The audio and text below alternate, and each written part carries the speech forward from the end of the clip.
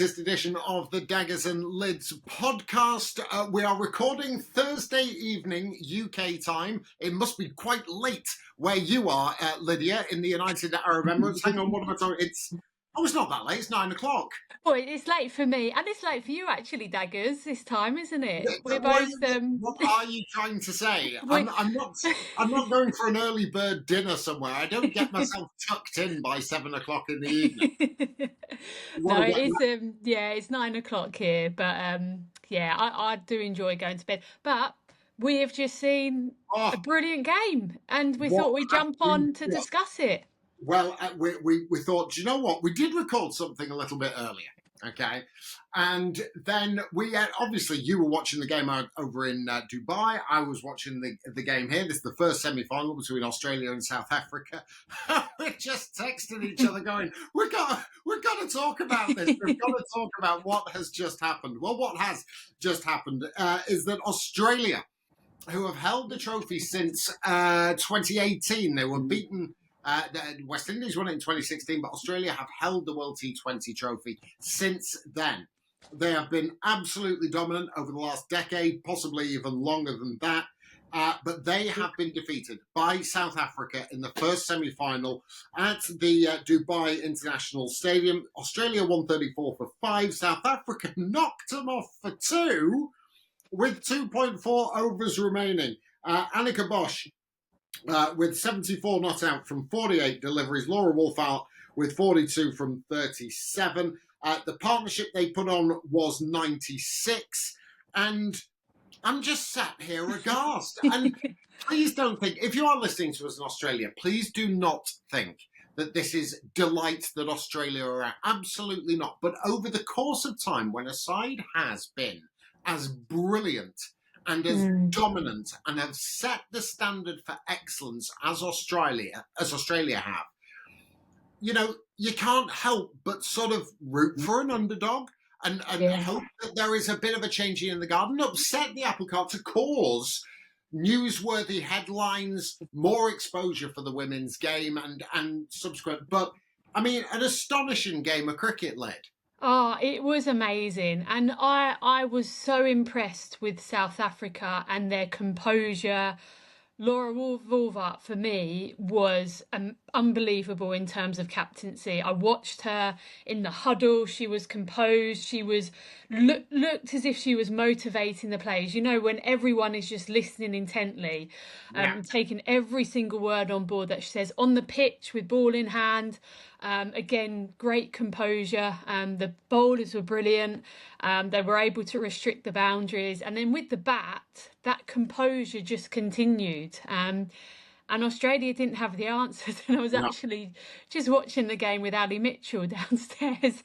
And we just said to each other, what do Australians look like when they lose? Because we've not seen, do they cry? Do they throw things or what? But as you said earlier, it's not about the Australians losing. It's about the fact that someone has been able to beat arguably the greatest cricketing side there has ever been in the semi-final. Absolutely, South Africa got close in the last one in their own backyard when they were defeated in the final. And you know what? This is maybe yet another stepping stone for them. They have an opportunity to go on and win it now against one of the West Indies or New Zealand. And don't forget, I threw a message out on social media to say we're going to talk about England. We are going to talk about England, and we're going to talk about them lengthy and answer the questions which I asked from you. You sent questions, not you specifically, Lydia. I mean, you, the public, and our listeners and viewers sent in a load of questions. We are going to get round to them. We're going to cover them thoroughly. But this is kind of too big of a deal to not talk about right now. I was surprised with Australia. And I think what's lost it for them, I don't think it's the bowling and fielding. And yes, Annika Bosch played absolutely sensationally, taking nothing away from South Africa. They totally deserve that. Yeah. But I don't think they bowled well enough, South Africa, to warrant going at 5 and over for 10 overs, which Talia McGrath and Beth Mooney did. I'm thinking, when are you going to start with the batting depth that you've got? And it was shown a little later on when Litchfield and Perry came to the crease. That Litchfield cameo, 16 from 9 balls, Perry 31 from 23, showed you how quickly you could score out there. So Yeah. that, for me, is where the game was lost. Yeah, it looked Talia McGrath really struggled. She's normally so strong through that offside, but she struggled against Laba and also Chloe Tran, the two left armers, because what they were doing was just taking the pace off and actually bowling really straight to her or following her. And she just couldn't get the pace of the pitch to play through the offside, which she normally does. And yeah, it was that they didn't score a boundary. I don't know the exact number, but for a long, long time, Long time. up until one point, they only had four boundaries, and that might have even been well up to the 10th over. So yeah, I mean, it was a phenomenal performance, but it just shows that sides like Australia do have weaknesses, and for South Africa, they have beaten them quite recently as well. So Mm. I just wonder how much confidence that would have given them coming into today. Does that now, Lyd, do you think, does that make South Africa favourites? I think because they have gathered all of these experiences, they've also gathered wounds as well Yeah. from the final. And I always think someone or a team who has had a wounding experience, a really bad experience where they just missed out in the final, that is the best motivator of them all. And with the characters that they got in there, they're the ones now going into the final who are thinking this is ours now. So yeah, I don't know what you think, but Yeah, it's a I great think they have to chance. be. I really Mm, do think they have to be favourites. yeah.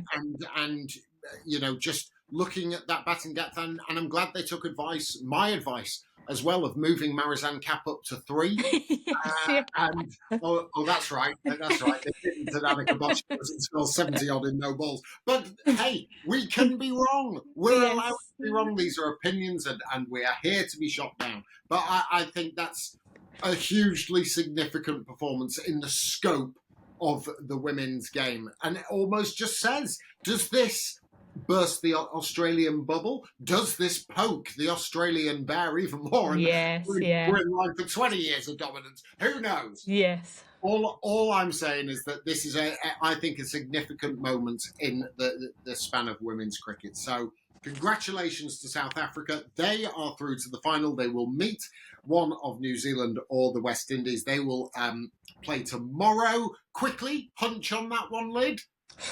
Oh, so good question actually. I'm going to go for New Zealand, Yeah. mainly because it's out at Sharjah. How about you? Yeah, I'm leaning that way, probably a 60-40 New Zealand way Yeah. for me. But I tell you, Matthews gets going. Who's to say? Yes, yeah. So I think they've got a little bit more info on Kiana Joseph now, and I don't think Yes. necessarily they will probably bowl the same way as England did to her. But yeah, just leaning towards a bit more depth in the New Zealand camp. But I've got Yeah. to say, I think South Africa are strong favourites Yeah. for this title. We shall find out. I have been wrong before. We shall. No, surely not.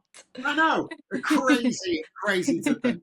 Um, right, let's get back to what was originally the crux of this podcast, and that is the elimination of England. And this was against the West Indies, where England set 142 runs to win, a total that I think we both of us thought was a pretty reasonable one set. And the West Indies knocked it off with consummate ease. Kiana Joseph and Hayley Matthews, the main contributors with the bat. Or were England the main contributors to their own downfall? So many catches going down. The bowling, I cannot remember, Lydia, a worse power play performance from England in all of the time I have watched them. What are we talking now? 12 years that I've been Yeah. watching the England women. I cannot remember a worse one. This, on a huge amount of levels, this is very, very poor for England to go out at the group stage, is it not? Yeah, it's hugely disappointing. And I agree with you, Daggers. I think they actually batted well in that first half. I thought that is a decent score and it's a defendable score. They've been playing really good cricket coming into the tournament. Obviously had a decent prep prep camp as well in Abu Dhabi. They've won their first 3 games. I think you could look back at their results and say, okay, could they have beaten Bangladesh better? So that net run rate could have been better as well, because ultimately what they've ended up missing out on is 0.3 in net run rate, and it's such small margins. But if you're one of the top teams, you have to make sure that you do everything you can to get a spot in that semi-final. So yeah, the batting I thought was fine. I had no issue with the decision for Charlie Dean to be promoted up the order. I think because of the conditions and the way that we play, we can't whack the ball like the West Indians did. So the way that Charlie Dean, the intention of that, I thought was the right one. But yeah, with the ball, I think it just highlighted how much they miss Heather Knight as a captain. And she's had a bit of criticism in the past, but I think it just showed actually she is the right person for the job. I don't know would you agree with that? Yeah, I think that has been one of the biggest sort of underlining features of that performance is that, I mean, look, we've got to be brutally honest here. Absolutely, that's what we're paid to do. That is, we're commentators and we watch a lot of the England women. And I thought tactically, without Heather Knight as captain, they were lost. I didn't think Heather had a good night tactically. And there's certain things that you feel that you kind of got to know. And I'm surprised that these things didn't happen. I mentioned about some of the bowling changes. You've got the number 1 bowler in the world in Sophie Eccleston here. Now, she is your trump card. Now, let's forget the catches for a second. I'll come back to it, don't worry. After the 10th over, after a drinks break, after the batters just have a moment of not concentrating, of no focus or so, that's when you get Sophie Eccleston. As soon as you get the wicket, Dottin comes in, you get Eccleston on. Because Dottin has no clues against Sophie Eccleston. I've watched the two battle against each other loads of times, and she doesn't have a clue against her. And so it proved. You leave her too long, the game is gone.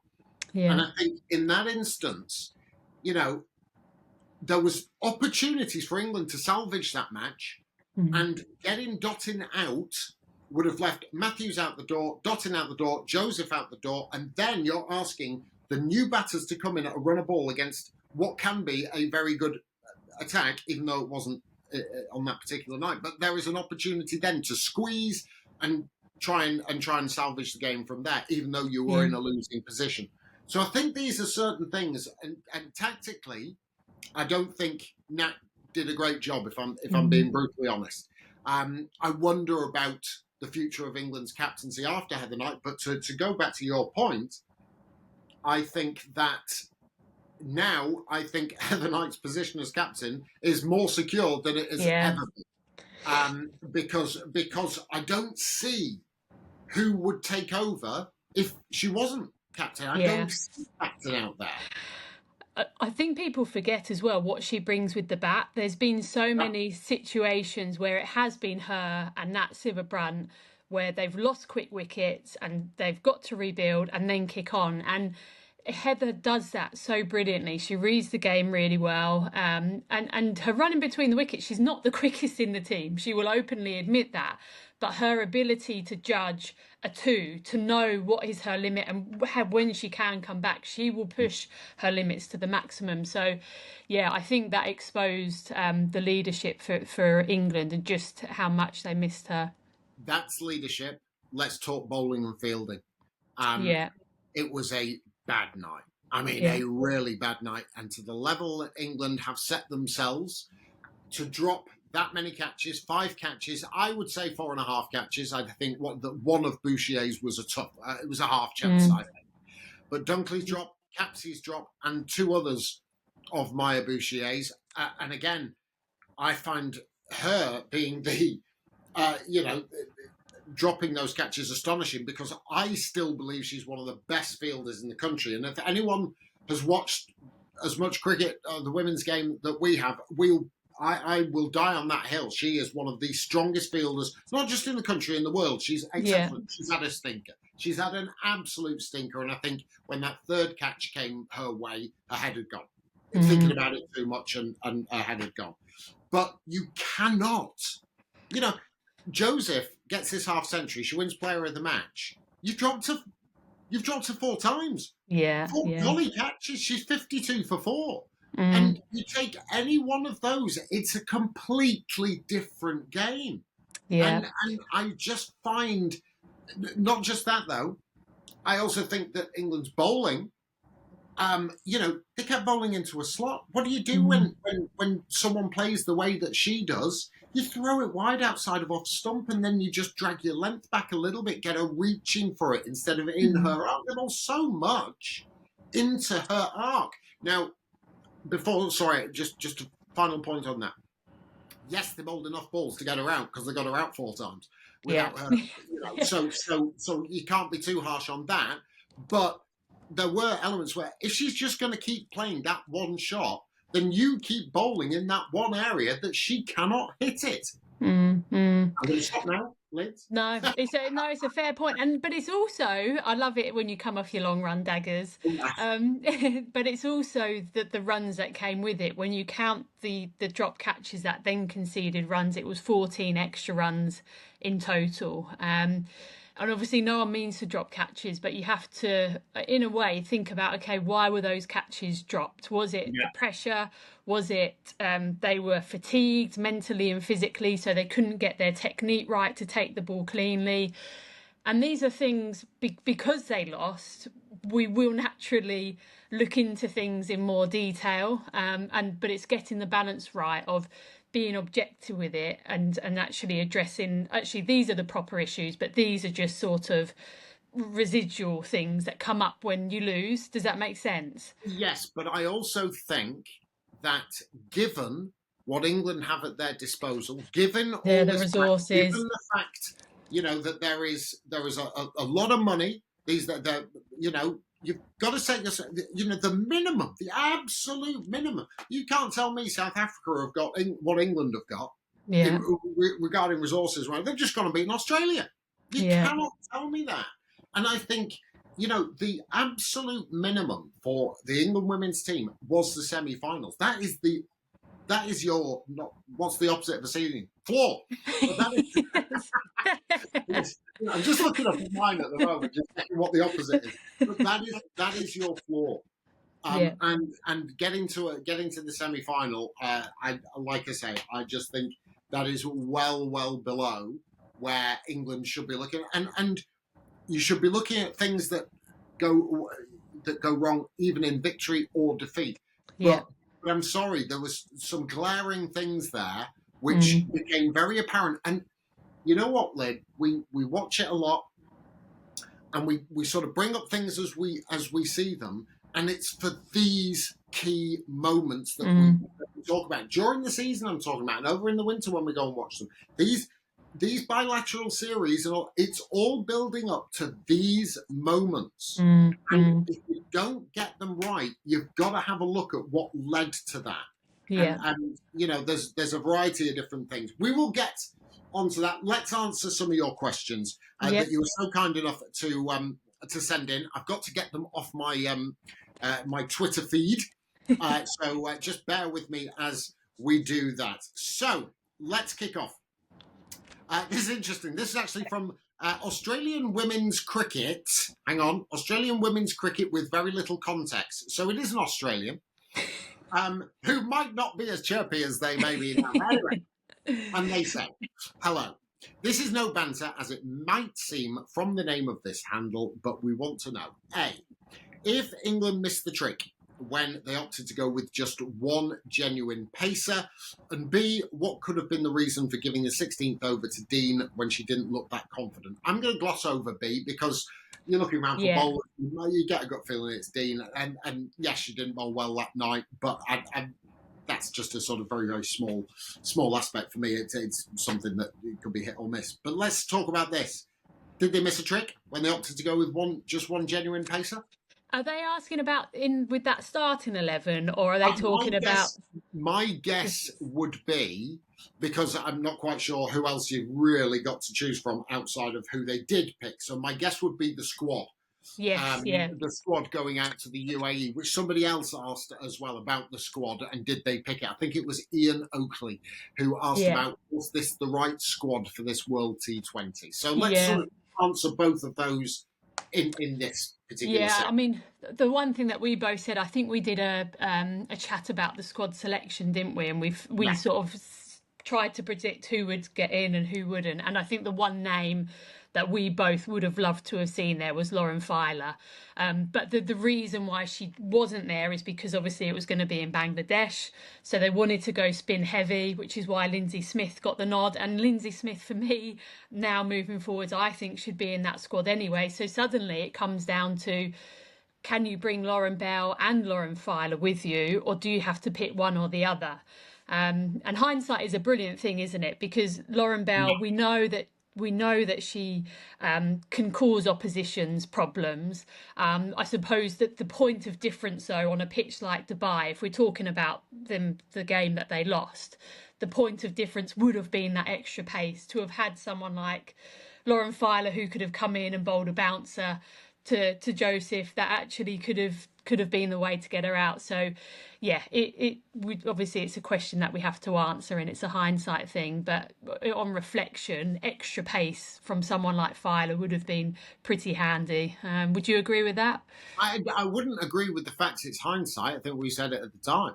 Yeah, Saying I would take Lauren Filer because she is a bigger yeah, point of difference. If you pick one of Filer or Bell, one's got 7 mile an hour on the other, and yes, yeah, and I think if you pick, I agree with the selection in that you pick one or the other. I don't think you yeah, pick both in that side, but that is a bigger point of difference for me. And I think genuine pace on those sorts of surfaces is a bigger difference than, say, the 70 mile an hour that Lauren's bowling. yeah, She again didn't have a great night in the West Indies. I wondered why Lindsay Smith didn't keep her place. I really yeah, do.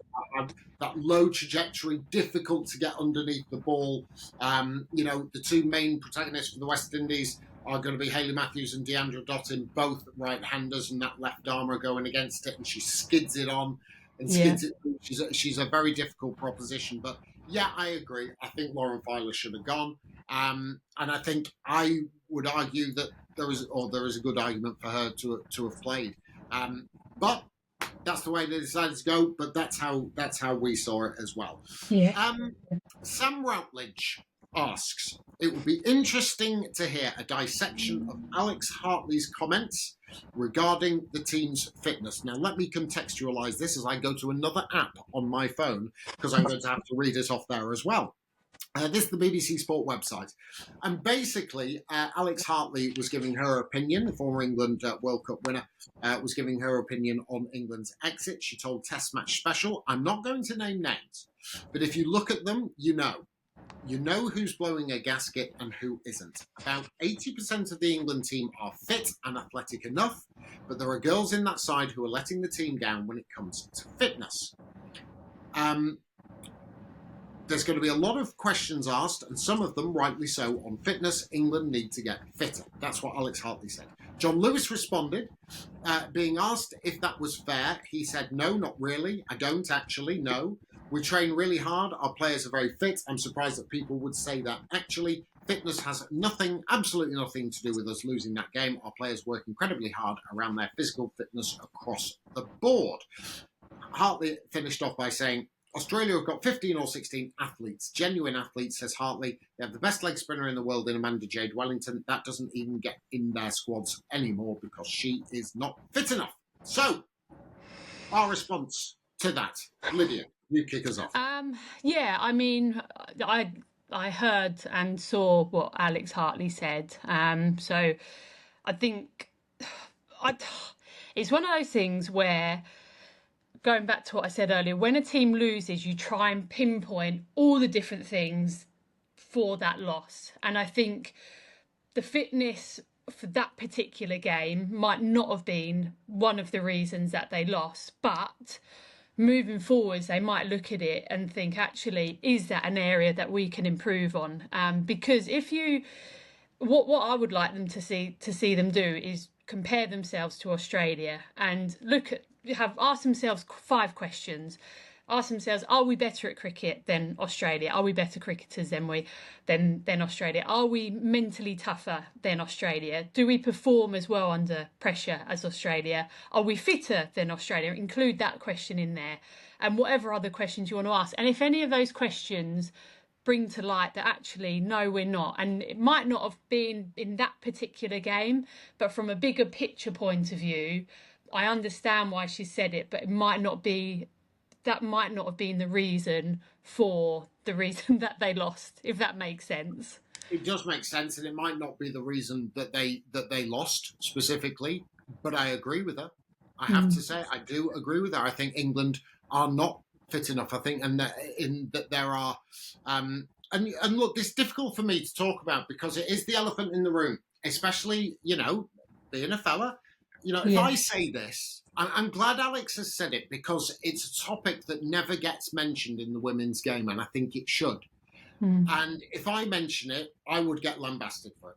I would, and that's the world we live in. And it's something that I should be able to say, but do I think that some of the England players are fit enough? No, I don't think they are.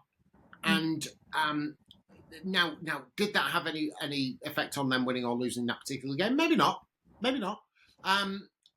There is lots of different factors, but I'm glad she said it because it brings into the open the topic of fitness in the women's game.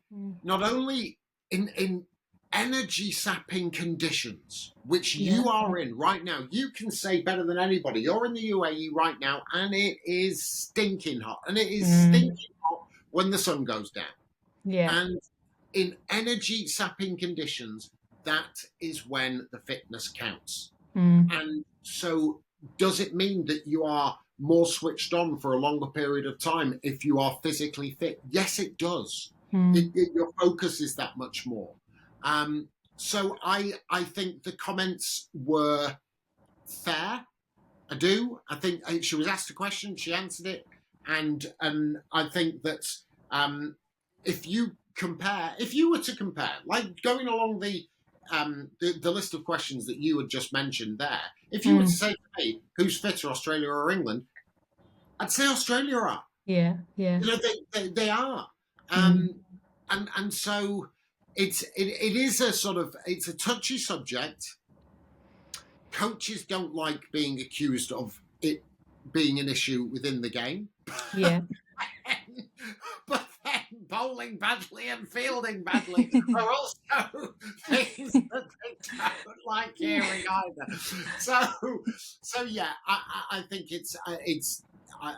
that's where I stand on it as well. I always think we can all be fitter. I go back to when I was playing, and of course I had very little career, but if I was playing, I never wanted to be dropped because I wasn't fit enough. I was a machine. At Leicestershire especially, I was an absolute machine. I wanted to be dropped because I wasn't good enough. Yes, it's a fair enough approach, Not to have that fitness thrown at me. Well, you're not fit enough. Because well, when you look like I did back in the day, I say, that wasn't something they could throw at me. And I don't think, at the moment, I think it's something that can be thrown at the England side. So, is any more to add? No, I don't think so. Yeah, I think it goes in. Part of the reflection that they should be doing is just looking at every single thing in the setup, saying, right, what can we do better? And if that is one of them, then absolutely it has to be addressed. Okay. Abby asks, it's another one with an Australian badge. They're really enjoying England's demise, I would imagine, as vice versa, I'm sure it is now. But I think this is a fair enough question. Is their insistence on entertain and inspire getting in the way of just playing smart cricket? That's a good question, isn't it? I think that was a very good question. I think it's something that I brought up on the last pod. wasn't it? Yes, yeah, yeah. This You know, came out and we'd heard from Sarah Glenn on an interview and heard from Lauren Bell, and they just sort of, we want to entertain and inspire. It's almost like yes, yeah, a jargonistic quote that they feel like they've got to get into, you know, just yes, yeah. if you win a lot, then that does the job, doesn't it? Yeah, yeah, that's a good point actually. Um, yeah, it's an interesting one. I feel that that could have come off the back of seeing how successful Bazball was and how that sort of really got people behind the test team because of the way that they were playing the game. So I'm guessing that that could have come from John Lewis because he'd been involved in that environment. So, you know, Yeah. challenging the players to say, look, let's go out to entertain and inspire. Great, but yeah, I fundamentally agree with what you've said, Daggers. I think that that is second and third to the message of let's win games of cricket, and the inspiring and entertaining will follow pretty easily, to be honest. Just trying to find some more of the questions that were asked, Yeah. and many of them have been. But I'm just going on my my Yeah. social. I'm having to do this as a live. So why don't you print out the questions, Daggers? That's because my printer's bust behind me. I can't do that. So I'm just going through them. There were lots and lots, and I think Ian Oakley I mentioned did ask about that. So there's questions about the future of England's captaincy. I think, you know, who are the candidates? Here we go. Gary Moss. Does Heather Knight stay on as captain? If so, who is the future England captain? And there are other questions in there, but I like that part of it. Does Heather Knight stay on as captain? If so, who is the future England captain? Yeah, that's a good question. I think Heather does stay on as captain, but I think they have to think about and start thinking about who could potentially replace her. Obviously, Nat Sciver-Brunt would be an obvious one for many reasons. Whether she wants to do it or not, who knows? But I actually really like Charlie Dean. I think we both like Charlie Dean Yeah. because the way that she plays the game is as if she's been playing it for a lot longer than she has. And whether that's come from her dad and how much of a good cricketer he was, you can just tell that she's got that cricket brain. She reads the game exceptionally well. But again, that's one of the challenges for England moving forward. And a question that they should maybe think about asking themselves is how do we get, 4 or 5 people to pick from as the next England captain? Because at the moment, unfortunately, we couldn't say other names, I don't think, from the current England squad as to who could be captain. That I don't think that's unfair to say. No, it absolutely isn't. And I'm just trying to think, and I know Sophie Eccleston captains the Manchester Originals and Nat Sciver-Brunt the Trent Rockets. I know Charlie Dean did 1 year of captaincy with the London Spirit, Yeah, but that's when she was yeah. very young. And I'm trying to think of the other name that's completely escaped. Amy, did you mention Oh, Amy Jones? Amy Jones Yeah, at Birmingham Phoenix. yeah. Um, I don't see them as captains and Mm, as leaders. I really don't. And I lean to I don't lean. I think that Charlie Dean. It's a bit worrying that we're going down a lot of these players and actually thinking who could possibly do it. yeah. Whereas I go back to actually your era of Mm, cricket, and you think of and Lottie was Lottie and didn't need any really assistance, but she had it. She needed it. There was you, there was Jenny Gunn, there was Anya Shrubsole, and I thought mm, all who had fantastic cricketing knowledge in there. Aaron Brindle, mm, Sarah Taylor. There was some proper cricket heads on there, and I mm, do wonder if a lot of and this is. I wonder the ability to think for oneself and think on one's feet has been sort of is not necessarily there as much as it was in the women's game as it mm, maybe might have been previously. I think they're set out with plans and game plans and sort of instructions, and when those don't necessarily go to plan, they're lost a little mm, bit, and they sort of can't go off script where you need to mm, in the game of cricket. I do wonder about that. I also wonder about not just that, but also this idea with England about the preparation. I'm going back to to something you picked on the prep. The prep was great. Yeah, it was great. But given that prep, the result of being knocked out after the group stages just that just ain't gonna fly. You know, they don't play any domestic cricket at all.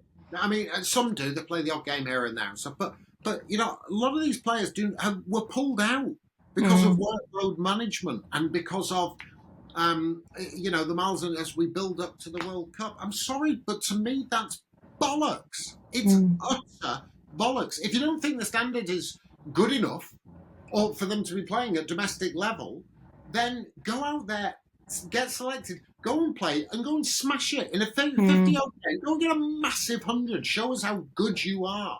Get more overs in the belt. If you're trying things, get it done in domestic cricket. You know, I find it astonishing that there was no domestic cricket played by a lot of those players pre the Pakistan T20 series. They just went and played.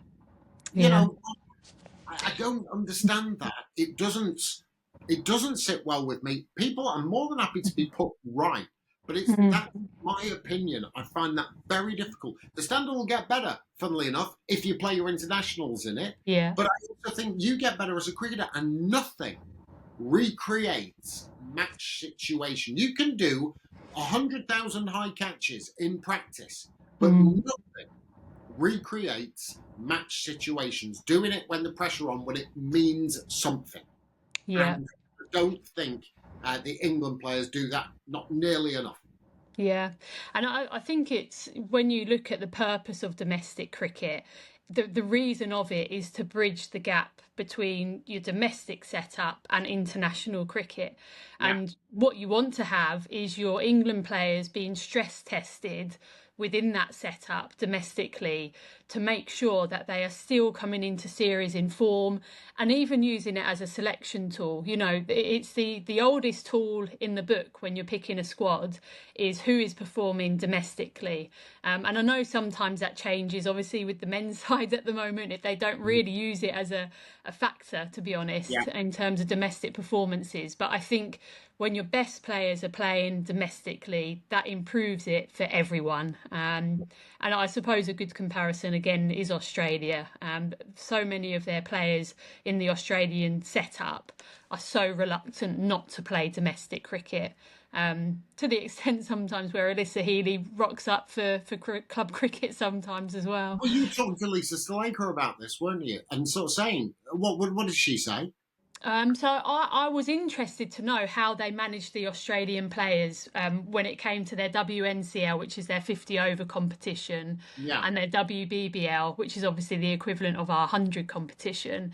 And I just said, like, what happens with your Australian players? Do they play in it from game one and all the way through? Because obviously after this, they're going into their WBBL games. And she just said they wouldn't not play. They just wouldn't because they want to play. So I suppose it's wanting your international players to go and be part of those squads because it just helps the standard of cricket across the board. And I know we've sort of gone off piece there because we're obviously talking about why they're out and things. But again, it's just something that I think both of us agree could be looked at is how many more games could they be playing or should they be playing really? And it was me that took us off piece, and for that I apologise. Let's get back to the question. Erica Morris. Hello, Erica. Erica tweets Another Aussie. I don't know why though. She probably knows more about it than we do. Right? She tweets so many stats and analysis and things like that about the game, about the women's game, about the men's game, and stuff like that. But she's asked us a question anyway. So thank you, Erica. You probably know more about it than we do. Anyway, she says, did England not playing a game in Dubai play a significant part in this loss? Should Maya Bouchier continue as an opener, or does her running need to improve? I'll quickly go on this one. Yeah, go on, you go. Did not playing a game in Dubai play a significant part? No, absolutely not. Categorically not. Don't give me that. That's absolutely not. Anyone who uses that as an excuse is utter garbage. Should Bush continue as an opener, or does her running need to improve? I will answer yes and yes. Now, I still think we've got to remember that Maya Boucher is relatively new into international cricket.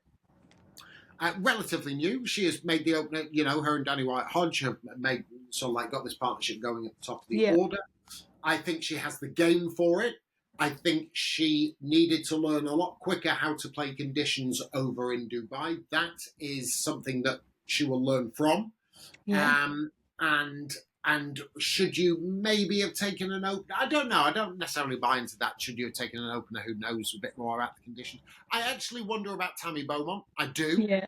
Given her ability to play spin, but Mm. she's not been part. England wanted to go in a certain way, and I don't think you necessarily cast aside a player in that respect. But I would like to have seen Tammy Beaumont talked about given her record in T20 cricket recently, or 100 cricket and stuff, which has been pretty good. She didn't have a great year this year, but previous year she did, and she plays spin very, very well. So I'd like that to have been talked about. Anyway, back to Boosh.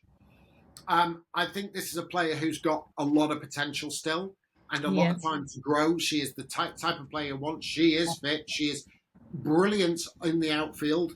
Stop your laughing now, because I'm telling you, it's a hill that I'm going to die on, because we have seen a Lyd. I'm with you. Trust me, everybody listening or watching, she's just had a stinking night. Yeah. Right?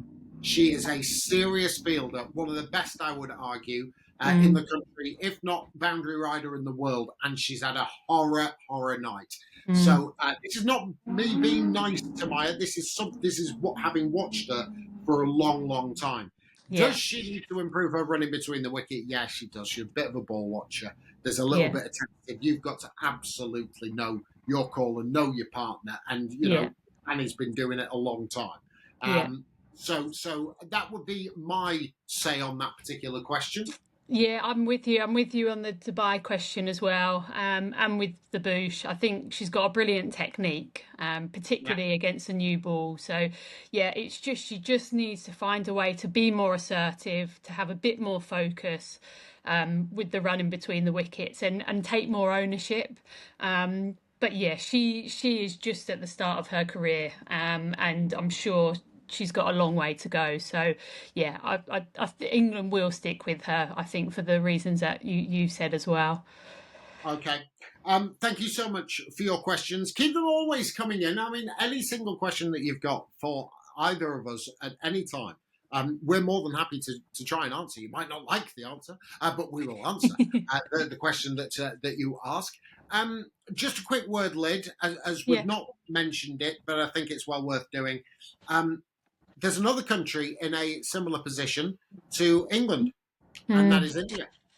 And I, again, staggered, shocked, amazed that they were out of the tournament at the group stage as well, given that lineup, which I keep looking at going, how on earth has this happened? There are sort of issues there as well, because, of two of the big three, who are the best resourced and best funded teams in the competition, have not got through to the semi-finals. And that defeat against New Zealand basically meant that they were struggling from there on in. Obviously, lost to Australia, but this is a seriously good side who are not in the semi-finals. Where do they go from here? Yeah, I mean, it was. I was with you in terms of when you look at the list of names in that Indian side, you think they could and should be winning a World Cup sometime soon. But I think with all teams, it's about how do they gel, how clear are their individual roles, and what type of T20 cricket do they want to play. And if you've got bit parts from different suggestions or whatever, you don't get a good outcome. The one game that really surprised me actually was after that loss against New Zealand. They had Pakistan, and they really needed to up their net run rate, because they were in a situation where it was going to come down to that. And I wonder if they were just more worried about maybe losing to Pakistan rather than winning the game in a good fashion, which would have then got their net run rate to a point where it needed to be. that was the one thing I was surprised about with their performance in the World Yeah. Cup. But yeah, where do they go from here? I mean, obviously the WPL has got a big role to play, I think, in galvanizing who are the best Indian players in the country. And with how many people are in the country, Daggers? What would it be? A billion? To 1 billion. So there Yeah, must be. I've just thrown that number out. It could be like, I've it put you could on be the like, spot there, haven't I? you have. Give me sort of 7 general knowledge questions all at once. Why don't you? I'm going to say a billion. Okay, but there we go. I'm not going to be massively far off there, No, but yeah, my it's not point like is, 26. It's not that. yeah. No, my point is, it's a big talent pool, Yeah. and yeah, over time, you'd hope that they would be challenging more than they did this time round. What about you? Yeah, I look at that side and I think, well, I would have picked that side. That's the side I Yes, yeah, selected.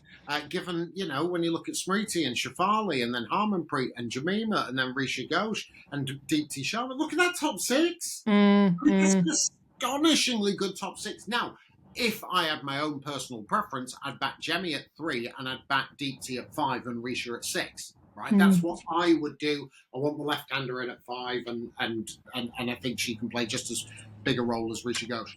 yeah, And I look at that top 6, of which obviously Deepti is your all-rounder. I think there's very few better, more talented top 6s in world cricket than that. yeah, yeah. And then I like the fact that S. Asher was selected. She didn't play in the final game. Was she injured? I can't remember. Anyway, Yeah. I don't think she played in the final game that India did. But I like the fact that S. Asher was picked from the WPL, and her performances warranted that. And I love Shriyanka Patil. I think she's a fabulous young cricketer. Great character, great energy. Bowls the really difficult overs at the beginning and at the death as well. And for an off spinner, that's quite the skill to have. Yeah. Lucas Singh Thakur, I think she bowled pretty well. I think she bowls better for India than she does in the domestic competition. But there's perfectly reasonable. There's young bowlers coming through. I know she bowled all right. I'm still wondering about Arundhati Reddy as maybe a potentially sort of a weaker link. But I mean, I have no massive issues with this. Like, look at that side. I think it's a good side. Yeah. It's a really, really good side. Yeah. So they will feel probably just as bad as England will do by not being in the knockout stages. But we shall wait and see how all of that transpires. It's going to be interesting as well, just to finish off, that if sides do want to reset or do want to make a change of approach or whatever it is, very little time to do it because there's an ICC tournament every year for the next 3 years. So it's, that you're always building up to those particular games. I think that's pretty much covered it. Yes. Go and get yourself some rest. It's way past your bedtime now. It's 20 your time in the UAE. And I'm going to put dinner on. I'm chefing this evening. Jacket potatoes and chicken. So lovely. If you have any questions you have, please get them in. You can comment below on our YouTube channel. Please subscribe at Daggers and Lyds on YouTube, or you can get in touch with us via our social media channels at Charles Dagnall, at Lydia Greenway. But thank you for watching. Thank you for listening. Lyds, we'll see each other after the final. Who's it going to be? Yes, we will. Looking forward to it. Can't wait.